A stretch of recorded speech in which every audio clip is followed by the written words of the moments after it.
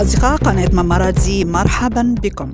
فيديو يتسبب للكرونيكور سونيا الدهماني بالسجن 10 سنوات سجن وخطية مالية تقدر ب100,000 دينار.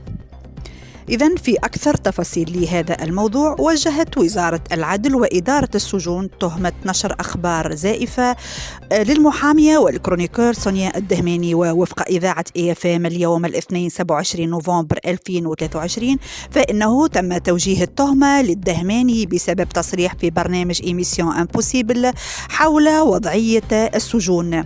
ومثلت المحامية والكرونيكور بإذاعة AFM سونيا الدهماني اليوم أمام قاضي التحقيق بعد تلقيها اتصالا من هيئة الفرع الوطني للمحامين بتونس لإعلامها بأنها مطالبة بالمثول أمام أحد القضاة.